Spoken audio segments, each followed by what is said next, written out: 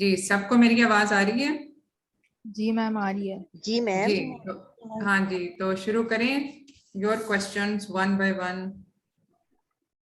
आपको मेरा ख्याल है थोड़ा सा अब तक फॉर्मेट तो पता चल गया होगा। जी ma'am format format of your question. Ma'am format तो मालूम हो गया है, लेकिन मैम मैनेजमेंट जो है ना वो थोड़ी सी डिफिकल्ट लग रही है। क्या मतलब?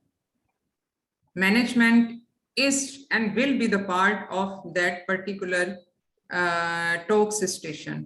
यानी मैंने अब ये डिपेंड करता है सिनेरियो पे। किसी में मैनेजमेंट के आपने सिर्फ आउटलाइन देनी है, may be just in 2-3 lines.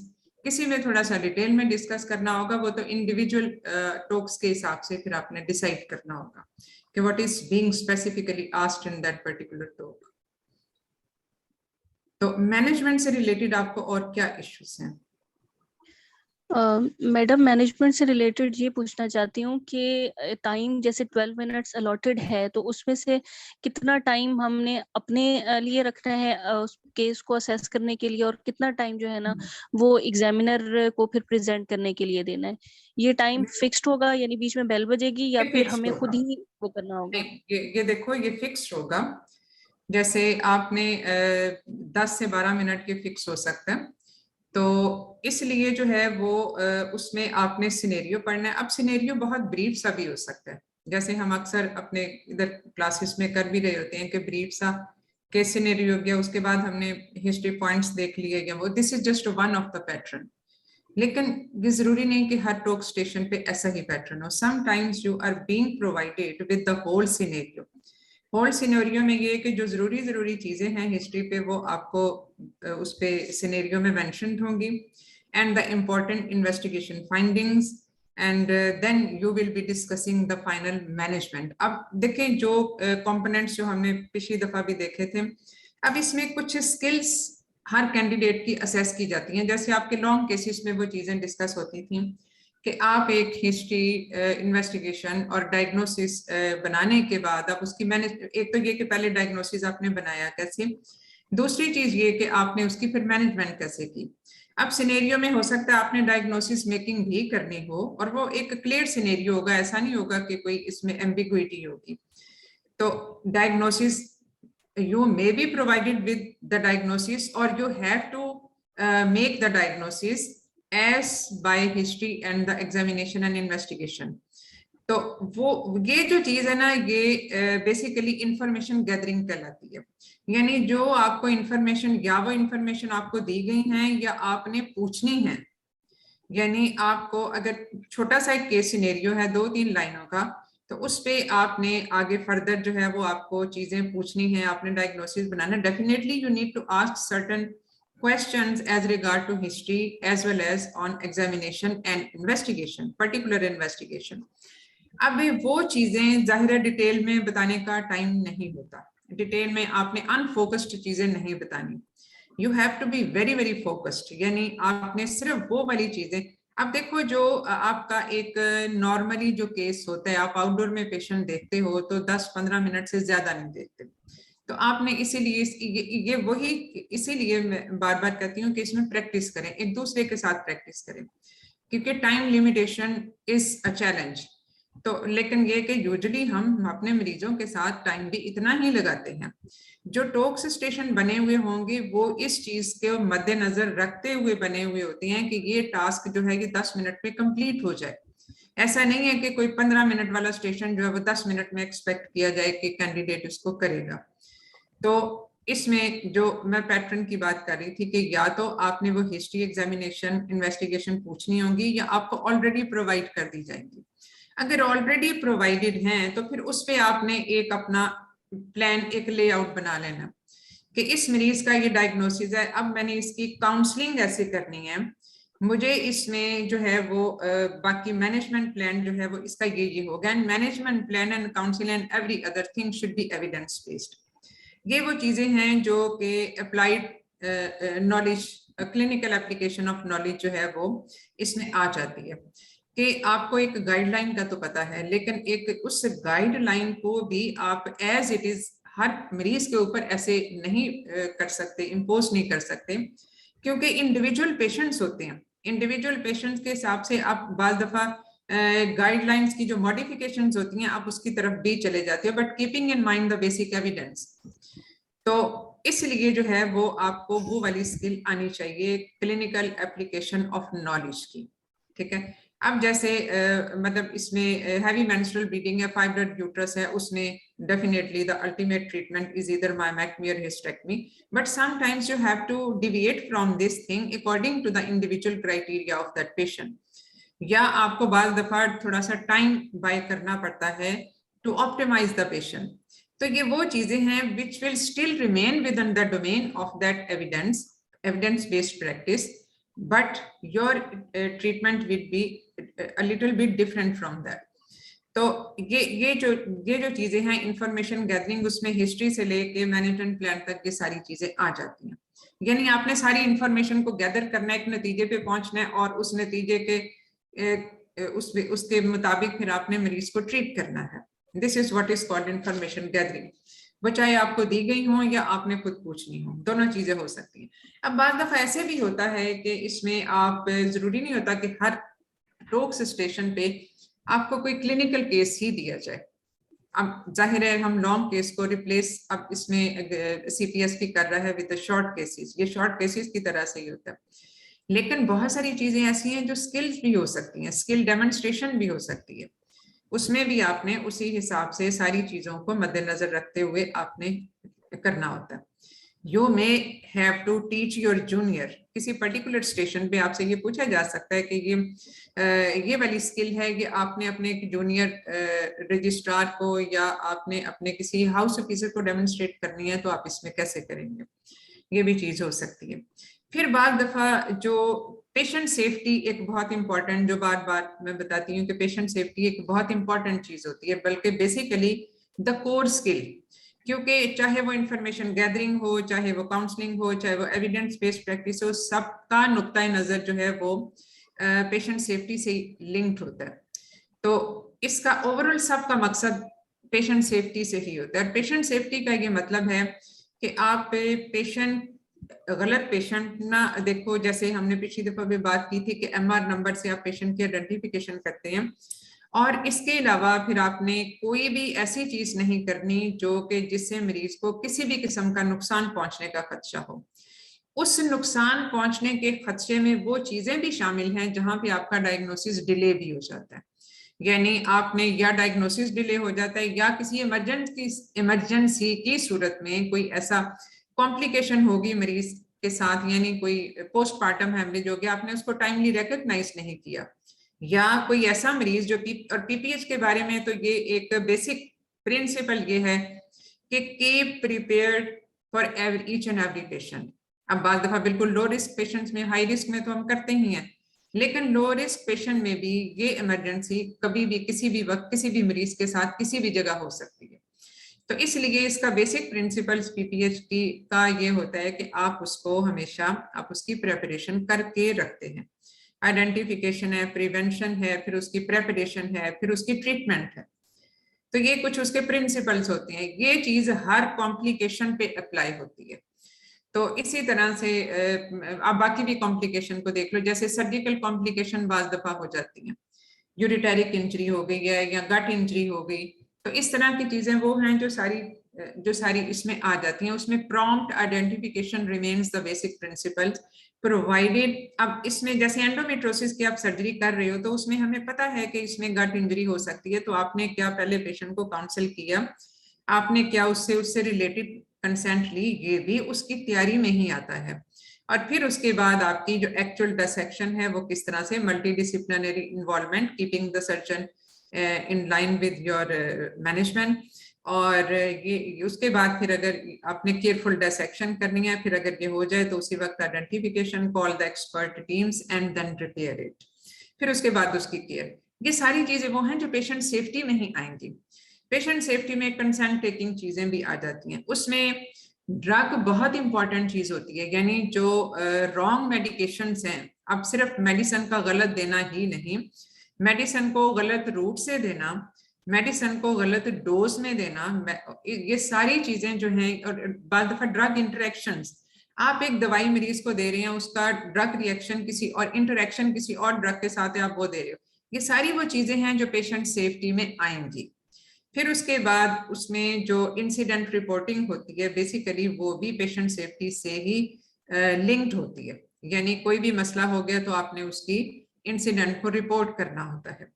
तो ये 4-5 डोमेन्स हैं जिसपे यू विल बी असेस्ड। तो ये चीजें हैं जो आपने हर वक्त मद्देनजर रखनी है, whatever the scenario you are provided with, either the whole scenario, complete scenario, or just a brief summary of it, and for which you will be needing the details of it and you will ask your examiners. अब बार दफा ऐसे भी होता है कि step wise questions होते हैं, यानी एक सिनेरियो होगा और उसमें ये है कि आपने ये पेशेंट आ गई 32 वीक्स पे है, इसकी हाइपरटेंशन इतनी है, अब आपने इसकी ट्रीटमेंट कैसे करनी है। डेफिनेटली उससे पहले इंफॉर्मेशन गैदरिंग वाली चीज फिर भी आएगी कि आपने अब तक 32 वीक्स की हिस्ट्री उसकी एवेलुएट करनी है, पास हिस्ट्री को देखना है, उसका रिकॉर्ड रिव्यू करना है, पहले जो है वो इसका टाइम पीरियड कैसा गुजरा, तो ये एसेंशियल हाइपरटेंशन है, ये जेस्टेशनल है। उसके बाद फिर आप करंट सिचुएशन पे आते हैं और ये आपने सिर्फ पॉइंट्स में पूछना है। फिर आप उसकी क्योंकि इसमें आपको सिर्फ ये 2 लाइनें दी गई हैं, तो आपको ये हिस्ट्री और एग्जामिनेशन में भी, फिर एग्जामिनेशन पे डिफरेंट और चीजें आप जो एग्जामिनेशन करते हो हाइपरटेंसिव पेशेंट्स का, वो आपने करके फिर कंसर्न जो रिलेटेड इन्वेस्टिगेशन हैं फिर उसके बारे में आप बात करके, हो सकता है फिर एग्जामिनर आपको लीडिंग क्वेश्चन ये पूछे कि now after 1 day after the admission she develops headache and blurring of vision and epigastric pain. तो इस तरह से लीडिंग क्वेश्चन इसमें हो सकते हैं। तो ये जो चीज है फिर उसमें आपने ये डिसाइड करना होगा कि ये जो लीडिंग क्वेश्चंस हैं इसके साथ अब आपने, यानी सिनेरियो को आप स्टेप टू स्टेप आगे लेके चलते हैं कि इसमें आप ये वाली सिचुएशन होगी तो अब इसमें मैंने ये करना है, ये सिचुएशन होगी तो अब मैंने इसमें ये करना है, and be prepared for that because sometimes you may be having a scenario like this. इसमें मल्टीपल पैटर्न्स होते हैं ना, वो पैटर्न तो किसी पे भी हो सकता है। अब जो एक होता है द बेटरमेंट और improvement of the patient care, जो क्लिनिकल गवर्नेंस भी कहलाती है, उससे रिलेटेड चीजें भी आपको हो सकती हैं कि आपका सपोज इसमें कोई भी आपके जो है वो डिपार्टमेंट में सिजेरियन सेक्शन रेट बहुत हाई है, आप उसको कैसे मिनिमाइज करेंगे, कोई पॉलिसी डिवाइस करें, इस तरह से भी हो सकता है। कोई ऑडिट रिव्यू हो सकता है, कोई कॉम्प्लिकेशन हो गई और आपने फिर उसका ऑडिट रिव्यू करना है। हम अपने डिपार्टमेंट्स में भी जो ऑडिट करते हैं basically this is review of the data just to know our own deficiencies, कि वहां हमारे सिस्टम में लूप होल्स क्या हैं, because whenever a mishap occurs it's not only an individual's error, usually it's a systemic system error. तो systems के loophole identify करना बहुत जरूरी होता है for the betterment and improvement of patients care, क्योंकि सपोज आपकी patient handing over ही ठीक नहीं है तो वहां पे लूप होल्स क्रिएट हो जाएंगे। एक इंफॉर्मेशन पेशेंट की, जो पिछला बैच जो ड्यूटी करके गया उसने उस पेशेंट को का प्रॉपर हैंड ओवर नहीं दिया to the next coming team, तो वो चीज स्किप हो जाएगी and the patient can be harmed by that. तो इसलिए जो है वो आपने उसको उसके पॉइंट ऑफ व्यू से भी देखना है।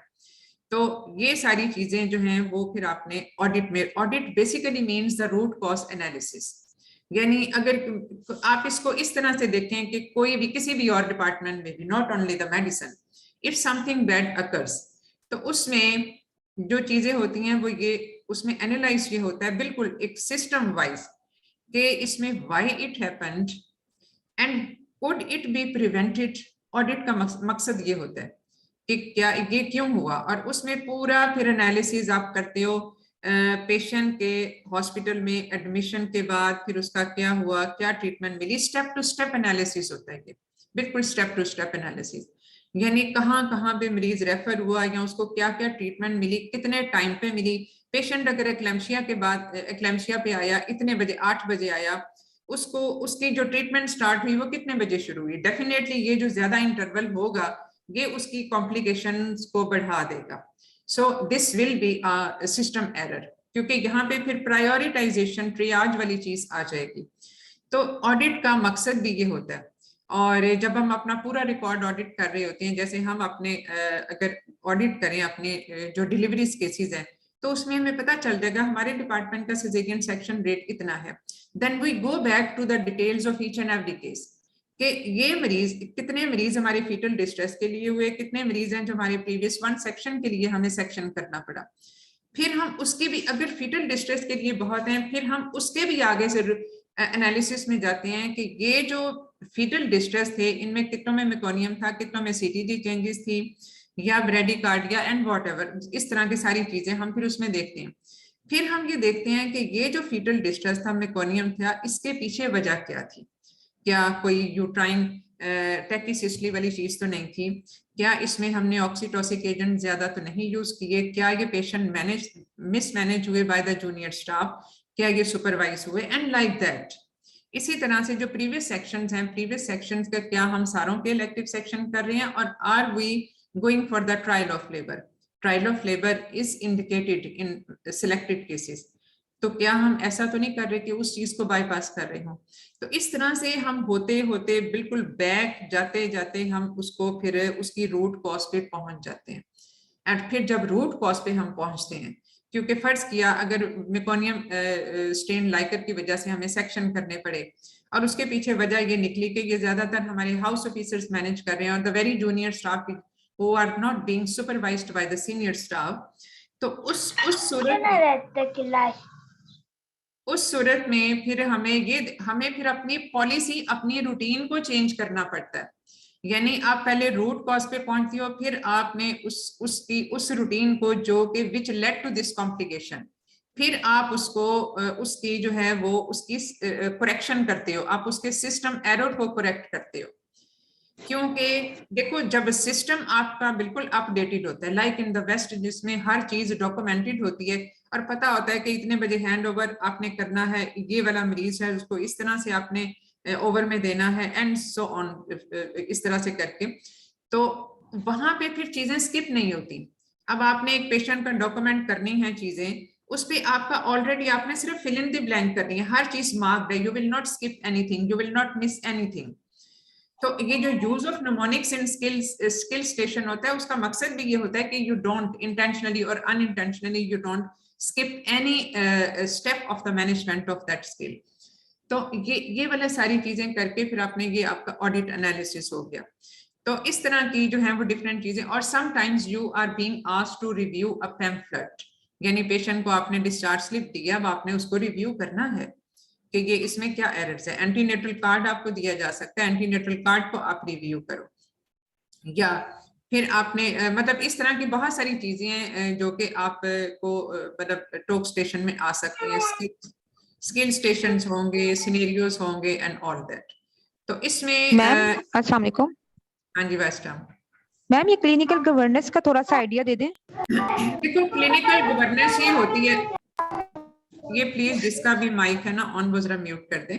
अच्छा, क्लिनिकल गवर्नेंस बेसिकली ये चीज होती है कि जो वो सारे स्टेप्स जो हम मरीज की हेल्थ केयर को बेहतर कर सकते हैं, यानी ये बेसिकली हमारा सिस्टम और हमारी पॉलिसी से इसका ताल्लुक होता है।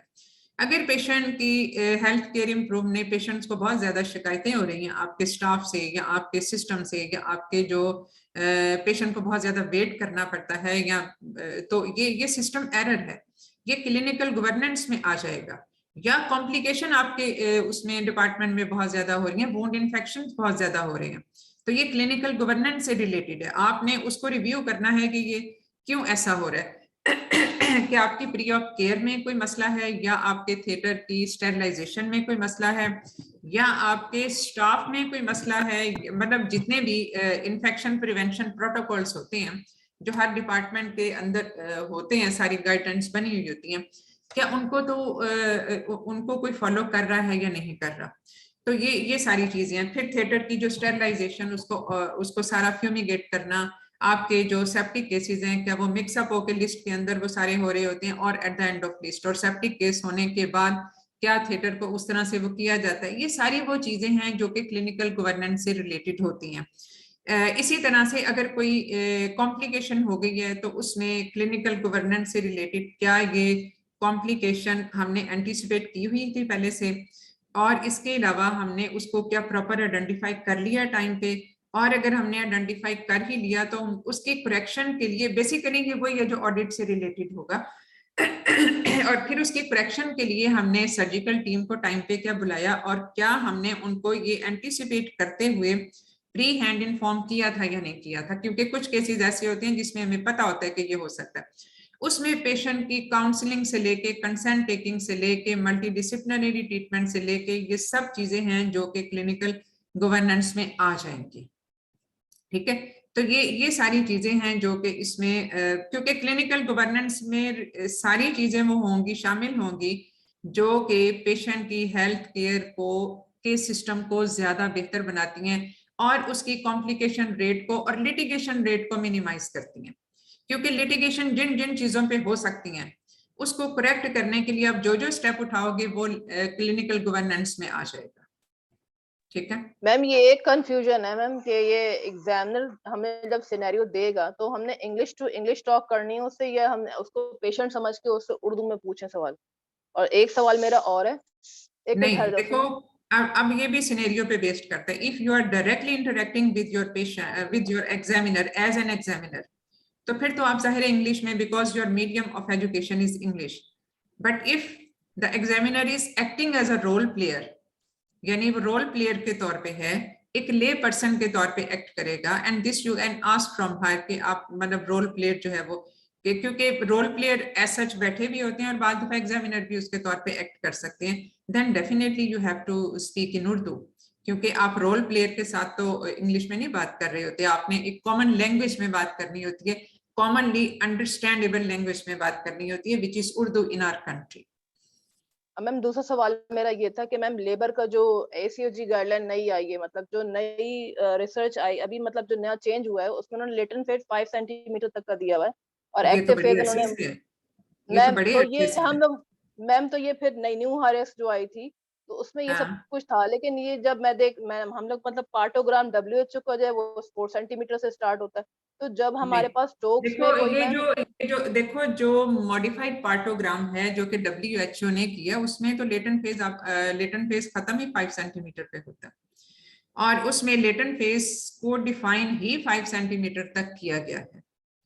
आपके जो मॉडिफाइड जो आपका पार्टोग्राम है जो WHO ने, ये सिर्फ ACOG के, और इसका मकसद भी एक ये है, वो इसलिए कि लेटेंट फेज खास तौर पे जो अप टू 5 सेंटीमीटर तक की डायलिटेशन है, that can take a long time and it's not a fix time, patient to patient के बहुत वेरी करता है, अगरचे मल्टी एंड प्राइमरी ग्रेविडा में थोड़ा सा इसका स्पीड का फर्क होता है, बट डेफिनेटली अब जैसे अगर हम कहते हैं कि इन active phase of labour 1.5 centimetre dilatation in multi gravida होनी चाहिए और प्राइमरी ग्रेविडा में 1 सेंटीमीटर पर आवर के हिसाब से होनी चाहिए, the things may not be that simple, क्योंकि ये फिर हम जो डायलिटेशन रेट है we take it down to 0.3 centimetre per hour in primary gravidas, और 0.3 सेंटीमीटर पर आवर का ये मतलब है कि कम से कम 3 से 4 घंटे लग सकते हैं उसको 5 से 6 सेंटीमीटर होते होते। तो ये मिनिमम जो आपको जो मिनिमम एक क्राइटेरिया दिया जाता है वो इसीलिए दिया जाता है to avoid the unnecessary caesarean sections, क्योंकि बहुत सारे सिजेरियन सेक्शंस अननेसेसरीली हो जाते हैं because of wrong labelling the delayed progress of labour या ऑब्स्ट्रक्टिव लेबर के तौर पे, हालांकि ये ऑब्स्ट्रक्टिव लेबर नहीं होती है।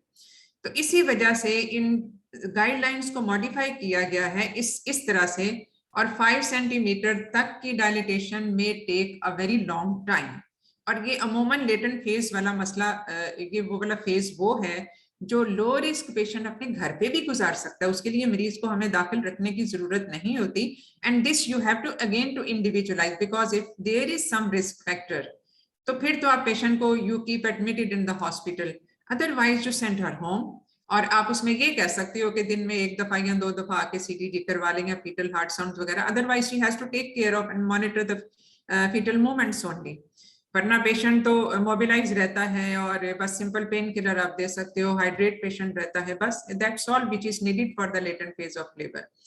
तो ये अब अगर हम मरीज को 1 या 2 तो ये न्यू सेंटीमीटर फॉलो पे करें दाखिल कर लेंगे तो वो काउंट डाउन पेशेंट के हिसाब से शुरू हो जाता है कि हम तो इतने घंटे से हॉस्पिटल में और अभी तक कोई प्रोग्रेस नहीं हो रही, and this occurs at the end of doctor as well, कि डॉक्टर भी कहता है कि अब 6 घंटे से तो ये 2 से 3 सेंटीमीटर हुई है, so probably it's a delayed progress of liver, while in actuality it's not.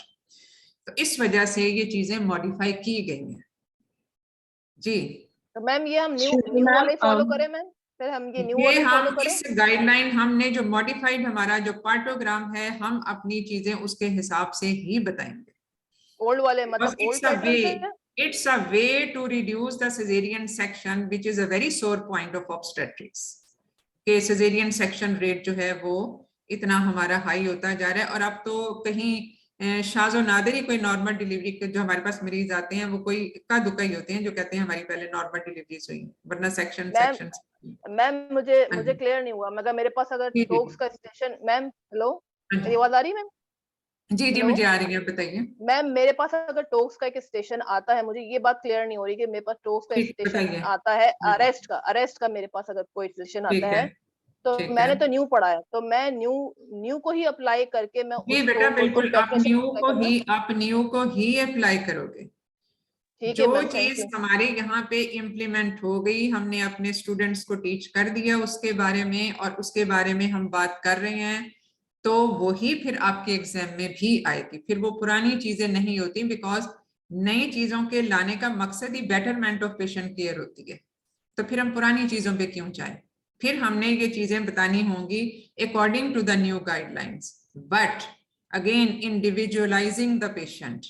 जैसे अगर आपका कोई ऑब्स्ट्रक्टिव लेबर का या डिलेड प्रोग्रेस ऑफ लेबर का केस ऐसा है जो ग्रोथ रिस्ट्रिक्टेड फीटस है और उसमें जो है वो हाइपरटेंशन भी है, तो डेफिनेटली फिर आपकी थोड़ी सी चीजें फर्क हो जाएंगी, फिर आप 5 सेंटीमीटर तक नहीं बैठे रहोगे, ठीक है ना। एक है जो यानी मिनिमम और मैक्सिमम की रेंज में दरमियान में चीजें होती हैं, तो इसलिए जो है वो अगर आपका कोई चीज ऐसी है जो कि हाई रिस्क ग्रुप में डायरेक्टली आ गई, तो फिर आपने उस सिचुएशन के हिसाब से उसको एक्ट करना है। तो इसलिए जो है वो उसको आपने फिर उसमें एक्शन मैनेजमेंट उसका उस हिसाब से ही होगा, क्योंकि ग्रोथ रिस्ट्रिक्टेड फीटस में फीटल डिस्ट्रेस का बहुत ज्यादा एलिमेंट होता है, और खासतौर पे अगर कोई ओलिगोहाइड्रोमनियोज भी हो तो उसके साथ तो उसमें डेफिनेटली फीटल डिस्ट्रेस बहुत जल्दी आ सकते हैं, which sometimes may not be evident at an initial stages, क्योंकि अगर हमने ARM नहीं किया हुआ, वैसे इस तरह के हाई रिस्क केसेस में अमूमन ARM जरा जल्दी कर दिया जाता है to see the colour of liquor, और कलर ऑफ लाइकर ठीक है तो सारी, तो फिर हमें जरा तसल्ली हो जाती है। तो इसलिए जो, क्योंकि इवन मेकोनियम स्टेन लाइकर के साथ भी बार दफा CTG ठीक आ रही होती है, लेकिन हमें पता है कि ये हाई रिस्क है, इसको फीटल डिस्ट्रेस हो सकता है, हम इसको कितनी लंबी लेबर चलाएंगे, तो वहां पे थोड़ी सी सिचुएशन फर्क हो जाती है।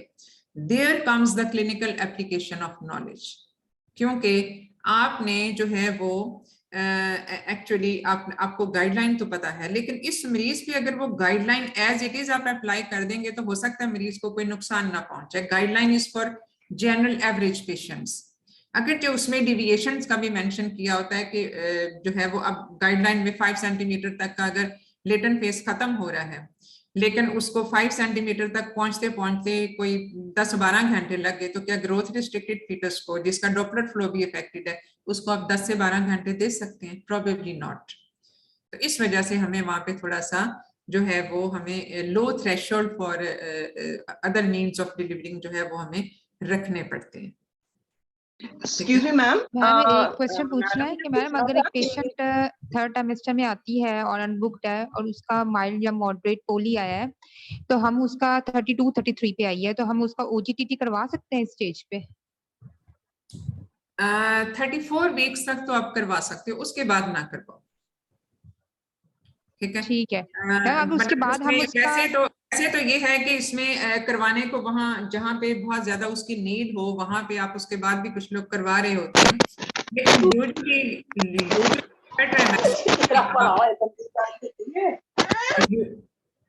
बेटा म्यूट कर दीजिए।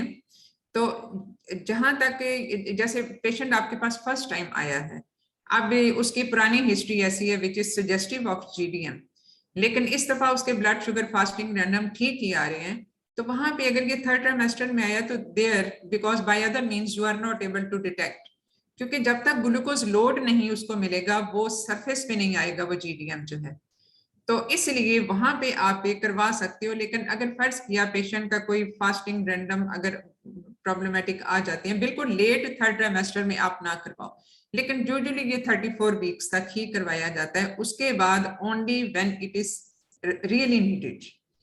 यानी जो जिस तरह का मैंने केस बताया कि हमारे पास आई ही पहली दफा है, सिम्टम्स उसके सिम्टम्स हैं या नहीं है, लेकिन उसका प्रीवियस हिस्ट्री थोड़ी सी सजेस्टिव है, हाई रिस्क ग्रुप में आ जाती है, तो वहां पे ये आप करवा सकते हो, because you have to guide the patient as per diet, as per exercise and otherwise उसकी जो मैनेजमेंट है उसके हिसाब से आपने गाइड करना होगा। मैडम मैम, नेग्लिजेंस के जो क्वेश्चंस आते हैं ना रिस्क असेसमेंट मैम अगर हम लास्ट में 36 37 पे भी आती है और हम ओजीटीटी के लिए फास्टिंग करवा दें और फास्टिंग अगर नॉर्मल आ जाए तो फिर सेकंड डोज उसको जो है लोड वो दे दें, तो ये क्राइटेरिया भी चल सकता है? नहीं, देखो फास्टिंग जो आप प्रेगनेंसी में करती हो वो 8 आवर्स की फास्टिंग होती है, नॉन प्रेग्नेंट में आप 12 घंटे की फास्टिंग करते हो, क्योंकि इतनी लंबी फास्टिंग जो है उसके अपने कॉन्सिक्वेंसेस होते हैं। तो 8 आवर्स की फास्टिंग पे आपने, फास्टिंग तो ज़ाहिर विदाउट ग्लूकोज लोड ही होती है, तो वो डेफिनेटली हमने उसको करवा के और उसके बाद आप उसको दे सकते हो, लेकिन वही बात है ना कि इसमें पेशेंट का सिर्फ एक लेवल से तो आपको नहीं पता चल सकता। अब 37 वीक्स पे उसको आइडेंटिफाई करना, अगर तो उसको वो हैं कोई सिम्टम्स वगैरह हैं या उसके साइंस हैं सजेस्टिव ऑफ जीडीएम या पॉलीहाइड्रेमनियोज, माइल्ड हो या मॉडरेट हो, या आपको फीटल वेट ज्यादा लग रहा है या उसकी कोई प्रीवियस हिस्ट्री सजेस्टिव है, तो probably she might be having impaired glucose tolerance test. लेकिन 37 वीक्स पे उसको इतना 75 ग्राम्स का ग्लूकोज लोड देना वो जरा थोड़ी सी क्वेश्चनेबल चीज हो जाती है, क्योंकि 34 वीक्स आप करवाते हो, लेकिन very late in third trimester like in 37 weeks या 36 वीक्स वो थोड़ा सा क्वेश्चनेबल हो जाता है। एक मैंने पेशेंट देख, हाँ जी मैंने एक पेशेंट मैंने कल परसों देखा है, तो बात कर रही हूँ, बाकी इंडिविजुअल प्रेफरेंसेस तो इसमें डेफिनेटली हो सकती हैं, but in talks again I emphasize that in talks you usually follow the guidelines. उसमें सिर्फ थोड़ी सी इंडिविजुअल वेरिएशंस की आप बात कर सकते हो कि इसमें गाइडलाइंस के मुताबिक ये चीज है, लेकिन अगर मैंने इसको डायग्नोज करना ही है, और वो डायग्नोसिस इसलिए भी जरूरी है कि ऑनवर्ड मैनेजमेंट इस पे डिपेंड करती है, यानी अगर ऑनवर्ड मैनेजमेंट आप पेशेंट की नहीं कर सकते विदाउट डायग्नोजिंग द जीडीएम, तो वो तो देखो, अगर आपने if you are not able to diagnose GDM now at this time by fasting and postprandial, तो वो तो आप पोस्टपार्टम पीरियड के बाद भी डायग्नोज उसका कर सकते हो, अगर कोई और ऐसी बहुत ज्यादा कॉम्प्लिकेशन फीटल या मैटरनल नहीं है तो। ठीक है, डाइट कंट्रोल आप डेफिनेटली उसको बता देते हो, keeping in mind this possibility, तो वो वाली चीजें फास्टिंग रैंडम अगर उसका ठीक आ रहा है तो फिर उसमें थोड़ा सा डाइट कंट्रोल बताने में तो कोई हर्ष नहीं है। And activity you always guide the patient, whether diabetic है या नॉन डायबिटिक है, फिजिकल एक्टिविटी का तो आप हर एक को बताते हैं। And there is a very important role of physical activity and physiotherapy during pregnancy and after the pregnancy, ये बहुत इंपॉर्टेंट रोल होता है इसका, which is another neglected component of obstetric care. जी मैडम आप मिलेनियम डेवलपमेंट गोल्स के बारे में थोड़ा बताएगा, और दूसरा एक और क्वेश्चन है कि वो जो क्लिनिकल गवर्नेंस में ये नेग्लिजेंस और रिस्क ऑफ असेसमेंट सेम चीज आती है कि अगर पेशेंट है जैसे ईआर में नेग्लिजेंस जो है वो, जी नेग्लिजेंस, मेडिकल नेग्लिजेंस जो है उसकी बात कर रहे हैं ना, मेडिकल नेग्लिजेंस जो है डेफिनेटली बात कर रही हूं। ये सारी चीजें क्लिनिकल गवर्नेंस में आती हैं। रिस्क असेसमेंट भी तो देखो यही चीज होती है ना, आप उसका एक नाम दे लो या दूसरा नाम दे लो, root cause analysis of any mishap, तो इसलिए जो है वो उसमें वो सारा क्लिनिकल गवर्नेंस के ऑडिट पे क्लिनिकल गवर्नेंस से आ जाता है। इन सब का मकसद ये होता है कि कहीं पे अगर पुअर हेल्थ केयर है तो हम उसकी वजह तलाश करें, हम उसकी ना सिर्फ वजह तलाश करें बल्कि उस वजह को सही भी करें, फिर हम अपने सिस्टम्स को रेक्टिफाई करें। हमारे सिस्टम में अगर फ्लॉज हैं कि हमारे पास सपोज हम इस पेशेंट को वी-बैक की ट्रायल दे रहे हैं, लेकिन अगर फर्ज किया हमें कैटेगरी 1 सेक्शन की जरूरत पड़ गई within 30 minutes to do, लेकिन हमारा एनेस्थेटिस्ट ऑन द फ्लोर नहीं है, हमारा theatre staff on the floor नहीं है, तो how you can give the trial of labour. फिर ऐसे सेटअप में ट्रायल ऑफ लेबर देना तो एक क्लिनिकल क्राइम ही बन जाता है। तो इसलिए जो है वो आपने ये रूट कॉज, आपने सिस्टम एरर को आइडेंटिफाई करना होता है, क्योंकि इंडिविजुअल एरर बहुत कम होते हैं। इंडिविजुअल एरर भी उस वक्त होते हैं जब कोई सिस्टम एग्जिस्ट नहीं करता, यानी आप हर जगह पे आपकी कुछ एसओपीस बने हुए थे, डिपार्टमेंटल एसओपीस बने हुए थे, यानी डॉक्टर्स ने इतने बजे आना है, इतने बजे ओवर लेना है, ओवर लेने का ये तरीका है। फिर उसके बाद जो ओवर लेने वाली टीम है वो इस फलाने कंसल्टेंट को ब्रीफ करेगी, राउंड किसने कराना है, ये सारी चीजें। थिएटर में कौन सी टीम जाएगी, प्री ऑफ प्रेपरेशन के प्रोटोकॉल्स क्या हैं, पेशेंट को कैसे प्री ऑफ प्रेपरेशन करनी है, इंट्राऑपरेटिवली थिएटर में शिफ्टिंग कब, किस पेशेंट को कब थिएटर में शिफ्ट करना है, लेबरिंग पेशेंट को लेबर रूम में कब, हर चीज के प्रोटोकॉल बने होते हैं, हर चीज के हर स्टेप के प्रोटोकॉल्स बने हुए होते हैं। तो अगर आप उनको एडहेयर करते हो, अब उसको फॉलो करते हो, तो फिर ये गलती होने का बहुत कम है। हाँ जी मैम, ये क्लिनिकल गवर्नेंस पढ़ना कहाँ से, ये कहाँ से मटेरियल कहाँ से पढ़े हैं इसका? ये तो आपको आरसीओजी पे भी मिल जाएगा, कई जगहों से, एसीओजी से भी मिल सकता है। आरसीओजी से हम यूजुअली चूंकि आरसीओजी की गाइडलाइन फॉलो कर रहे होते हैं, WHO का इतना मटेरियल भरा हुआ है क्लिनिकल गवर्नेंस से रिलेटेड, तो WHO यूजुअली पूरे दुनिया के कंट्रीज को डील कर रहा होता है। तो इस वजह से अमूमन उनकी गाइडलाइंस बड़ी स्टैंडर्ड गाइडलाइंस होती हैं, क्योंकि उन्होंने हर कंट्री की जरूरत के मुताबिक वो गाइडलाइंस बनाई होती हैं।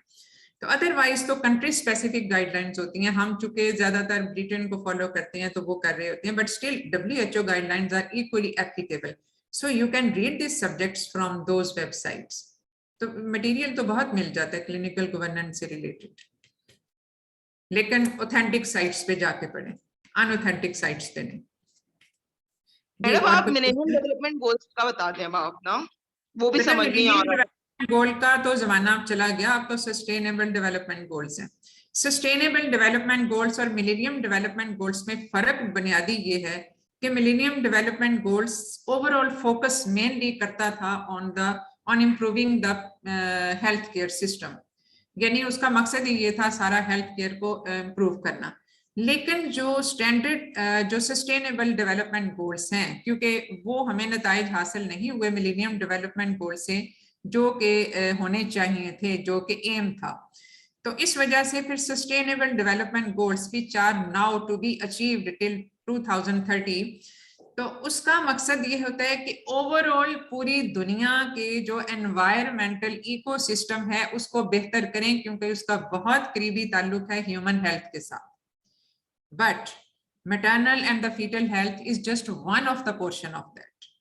उसका सिर्फ आई थिंक ये 3A वाला पोर्शन है इसका, जो मैटरनल और चाइल्ड हेल्थ से रिलेटेड है। बाकी सारी जो चीजें हैं वो आप उसको अगर कभी डिटेल से पढ़ें, पूरे 17 कंपोनेंट है इसके, कि उसमें उसका मकसद ये है कि आप पूरी दुनिया को, उसमें इवन जो है वो पॉवर्टी को खत्म करने वाली चीजें भी हैं।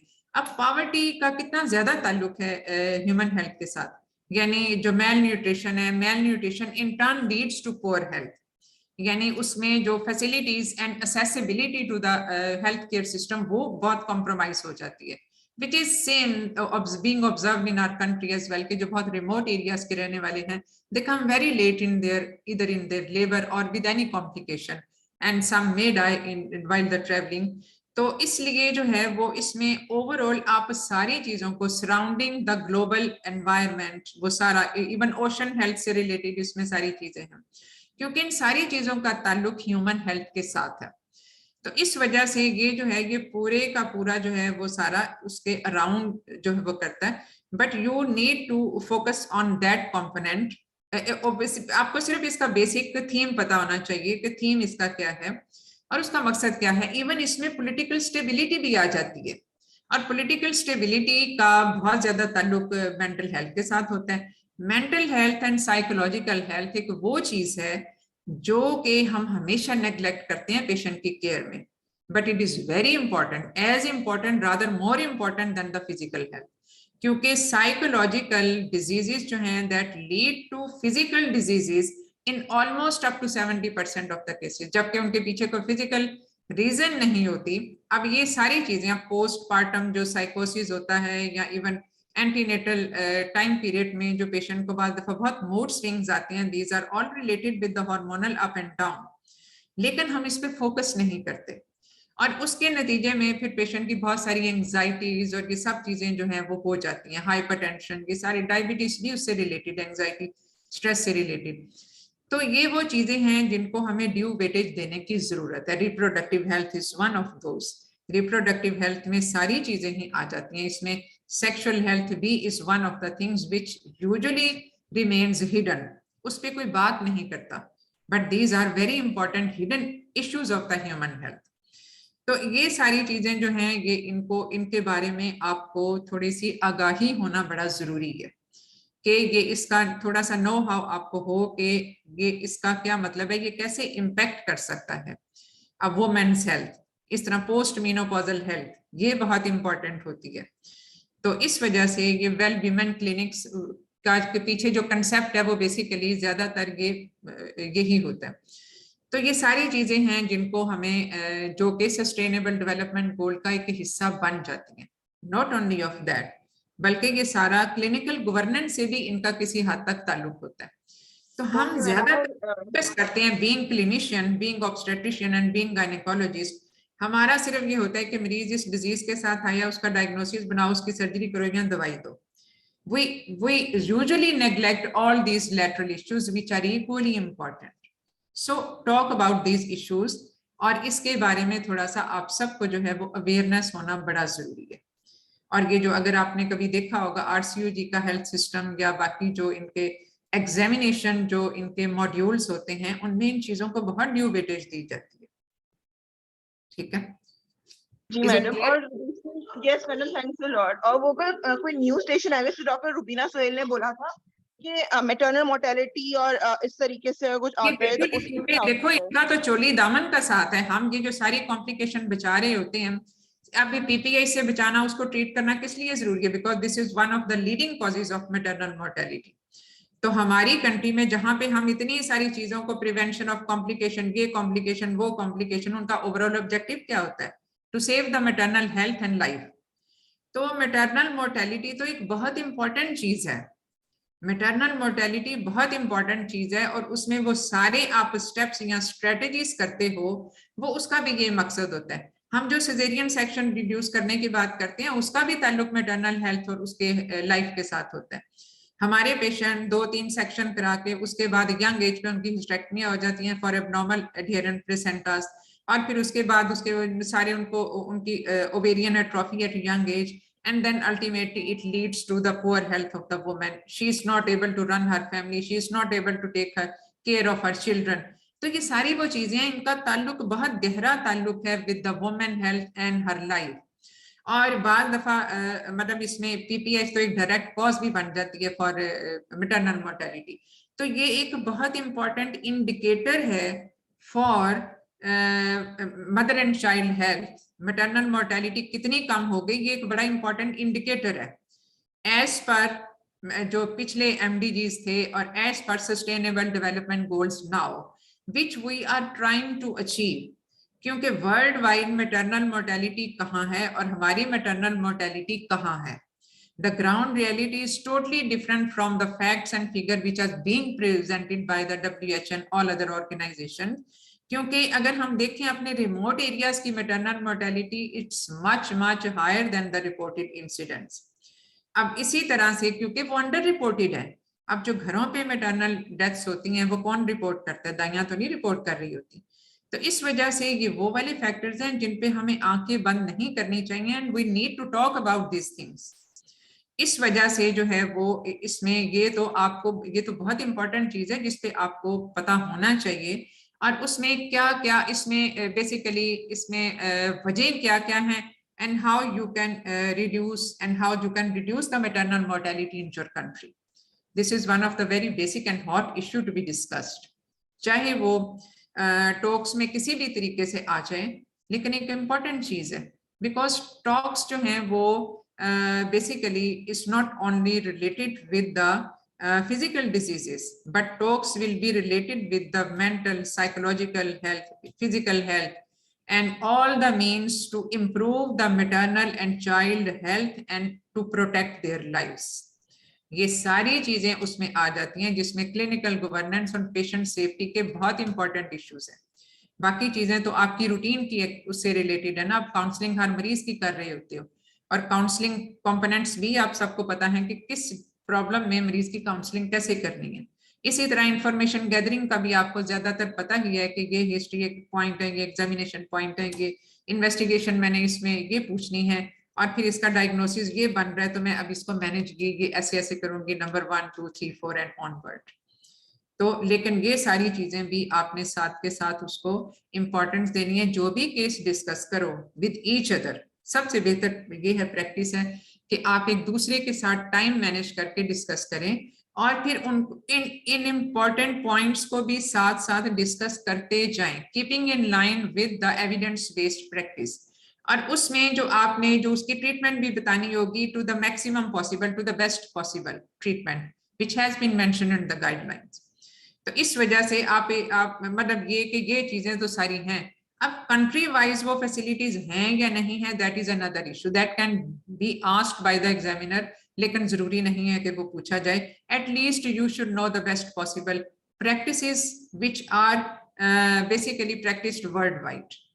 तो इसलिए जो है वो इसको जो है वो आपने इस तरीके से इसकी तैयारी करनी है। कोई भी केस लेके उसके ये चारों चीजें आप डिस्कस करो कि मैंने इसकी इंफॉर्मेशन गैदरिंग कैसे करनी है, इस मरीज की काउंसलिंग कैसे करनी है, इसके पेशेंट सेफ्टी इश्यूज क्या होंगे, इसमें क्लिनिकल गवर्नेंस या क्लिनिकल एप्लीकेशन ऑफ नॉलेज, अगर तो वो कोई कॉम्प्लिकेशन है तो डेफिनेटली उसमें एविडेंस बेस्ड प्रैक्टिस भी आ जाएगी और क्लिनिकल गवर्नेंस इश्यू भी आ जाएंगे कि इसमें ये कॉम्प्लिकेशन होगी तो इसमें मेरा रूट कॉज तक पहुंचना, फिर उस रूट कॉज एनालिसिस यानी ऑडिट के बाद उसके मिनट्स जो हैं वो उसको डिसएमिनेट करना और अपने स्टाफ को डीब्रीफ करना। इसमें पेशेंट की डीब्रीफिंग तो डेफिनेटली आती ही है, तो स्टाफ को भी डीब्रीफ करना। आप अपने स्टाफ के साथ बैठ के डिस्कस कर रहे हो कि ये वाला मसला क्यों हुआ और क्या ये अवॉइडेबल था या नेक्स्ट टाइम हम अपनी इस चीज को कैसे बेहतर कर सकते हैं, क्या चीज करें तो हम इस चीज को बेहतर कर सकते हैं।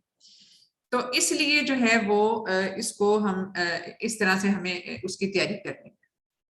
ठीक है, चलें जी, और कोई क्वेश्चन? तो मेरा मैम ये ख्याल कोई लड़की गॉसिपी बोमा करके कुछ पूछ रही है, वो क्या है? हाँ जी, गॉसिपी बोमा करके कुछ पूछ रहा है तो वो क्या है? क्या चीज?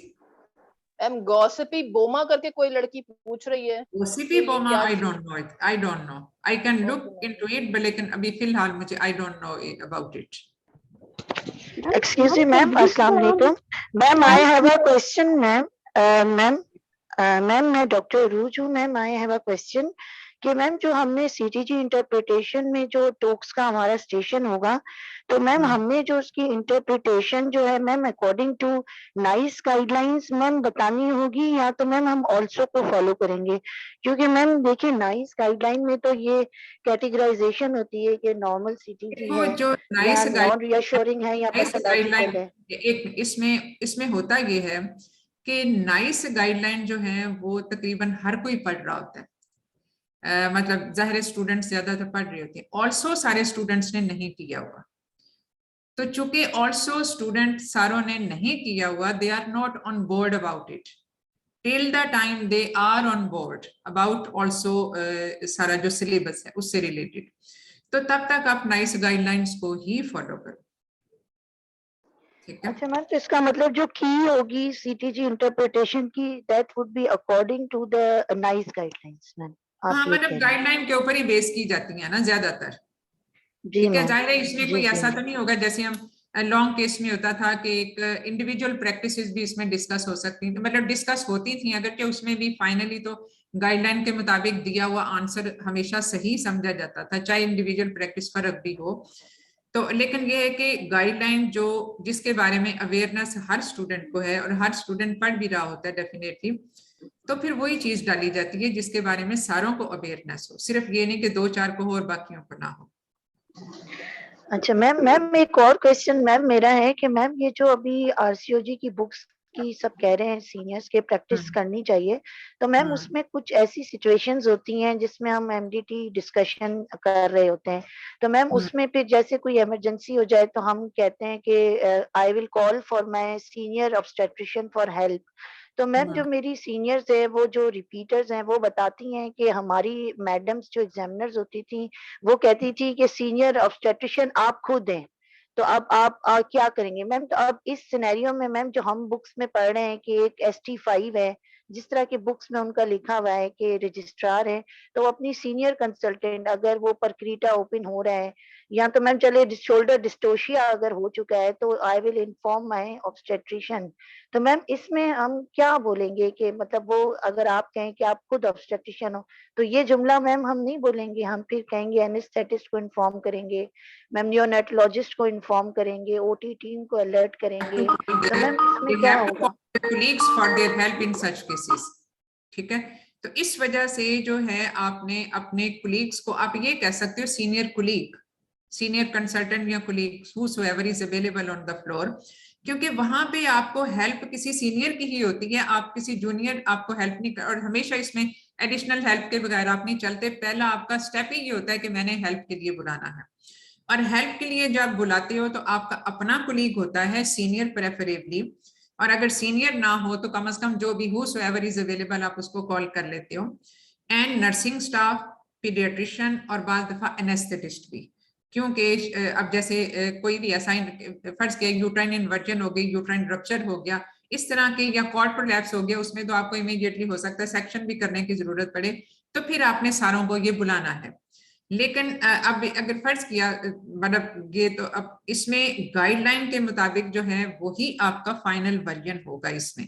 यानी देखो वो बात थी जब केस टू केस डिस्कस हो रहा होता था, उसमें एग्जामिनर ये भी पूछते थे कि आप किसी रूरल हेल्थ सेंटर में अकेले बैठे हुए हैं तो आप क्या करोगे। लेकिन जब हम गाइडलाइन की बात करते हैं तो फिर एक आइडियल सिचुएशन की भी बात कर रहे हैं।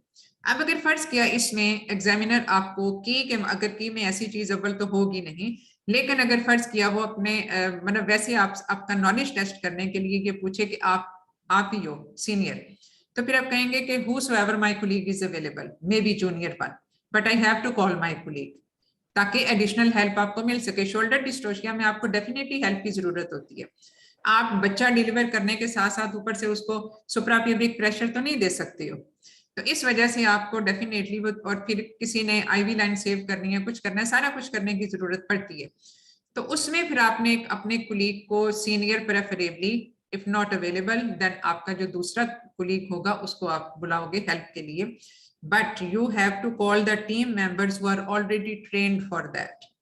एक ऐसा, इसीलिए इसमें time to time drills are very important. Shoulder dystocia अगर आप टीच भी कर रहे होते हो, एक कोई टीचिंग स्टेशन है, या आपने इसमें पेशेंट सेफ्टी वाली चीजें जो हैं, तो पेशेंट सेफ्टी तो यही है कि आप इसमें 50% केसेस में तो कोई रिस्क फैक्टर नहीं होता शोल्डर डिस्टोशिया में, तो ये किसी भी डिलीवरी में हो सकता है। तो क्या आपने अपने स्टाफ को उस हिसाब से ट्रेन किया हुआ है? तो इसमें time to time drills in the labour ward including all your staff, क्योंकि ड्यूटी चेंज होती रहती है, कभी कोई स्टाफ आएगा कभी कोई स्टाफ आएगा। आपका नर्सिंग स्टाफ भी जो है वो उसके लिए वेल अप्रेज्ड होना चाहिए to deal with such emergency. उनको फौरन पता हो कि अब मैं रॉबर्ट्स मैन्यूवर कैसे बनाना है, उनको फौरन पता हो। आप सिर्फ मुंह से बोलें कि सुप्राप्यूबिक जो है वो अपने वो प्रेशर देना है तो वो उन्होंने कैसे देना है, तो ये सारी चीजें आप उस वक्त उनको सिखा नहीं सकते, there is not that much time. तो इसलिए पेशेंट सेफ्टी में ये एक बहुत इंपॉर्टेंट इशू आ जाएगा। और अगर आप ऑडिट में जाओगे तो फिर आप ये भी एक चीज होगी कि क्या आप खुद और आपका स्टाफ ट्रेन्ड इनफ था कि इसमें जो है वो उसमें इस तरह की कॉम्प्लिकेशन को मैनेज करने के लिए क्या आपने एंटीसिपेट किया हुआ था, क्या आपके लेबर रूम में प्रोटोकॉल्स लगे हुए हैं कि शोल्डर डिस्टोशिया को कैसे मैनेज करना है, और इसमें हाई रिस्क फैक्टर आइडेंटिफिकेशन क्या आपने मरीज में की। फिर दूसरी चीज ये कि कितने बजे शोल्डर डिस्टोशिया हुआ, कितने बजे आपने कौन सा मैन्यूवर किया, कितने बजे कौन सा किया। और इसमें एक चीज जो होती है वो ये कि फंडल प्रेशर दिया कि ना दिया, क्योंकि फंडल प्रेशर दिया तो वो सीधा आपके नेगेटिव उसमें चला जाएगा, because that further worsen the shoulder dystocia. तो ये सारी चीजें फिर उसके ऑडिट में और क्लिनिकल गवर्नेंस में आ जाएंगी, और पेशेंट सेफ्टी में भी आ जाएंगी कि मरीज आपका सारा स्टाफ ट्रेन हुआ होगा। डॉक्टर ये हेल्प जो सॉर्ट करेंगे ये तो केस टू केस वेरी करेगा ना, अगर शोल्डर डिस्टोशिया तो रजिस्ट्रार डील कर लेगा, लेकिन पर एक्रीटा के लिए तो मोस्ट सीनियर ऑब्स्टेट्रिशियन भी चाहिए और मोस्ट सीनियर एनेस्थेटिस्ट भी चाहिए। इंजरी अगर हो गई है स्टेक्टमी करते हुए तो डेफिनेटली आपको सर्जन चाहिए उस वक्त, पेशेंट तो एनेस्थेटाइज्ड है, उस वक्त आपको नियोनेटोलॉजिस्ट की जरूरत नहीं है क्योंकि आप तो स्टेक्टमी कर रहे हो, लेकिन उस वक्त आपको सर्जन चाहिए। तो you will call your colleague, क्योंकि जो आप अगर आप अकेले कर रहे हो तो आपको कुलीग भी चाहिए, आपको उस वक्त फिर सर्जन भी चाहिए जो आपको उसको आके देखे उसको, तो ये केस टू केस फर्क हो सकता है। जब भी तो आप डिफिकल्ट केस को मॉर्निंग टाइम्स में करते हैं क्या, ताकि मैक्सिमम रिसोर्स हॉस्पिटल का आपके पास होता है, इसीलिए आप इनको टाइमली मॉर्निंग में और जो है वो उनका ऑपरेशन करते हैं, लिस्ट पे रखते हैं ऐसे टाइम पे जब आप मैक्सिमम रिसोर्स।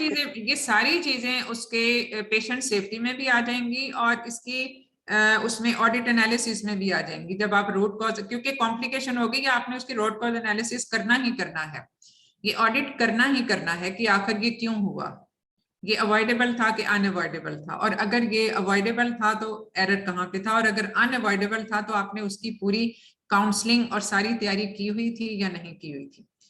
जैसे प्लेसेंटा परक्रीटा में अनअवॉइडेबल है कि आप हिस्टेक्टमी करो, आपने करनी ही होती है यूजुअली, और अनलेस कि आप दूसरी मेजर करें, अगर किसी प्राइमरी ग्रेविडा में है तो आप उसके लिए कोई यूट्राइन आर्टरी एम्बोलाइजेशन वाली चीजें पहले से करके रखते हो। अगर तो उसमें भी जरा मुश्किल होता है कि वो उसका मायोमीट्रियम ही खत्म हो जाता है, but later on you can go for that.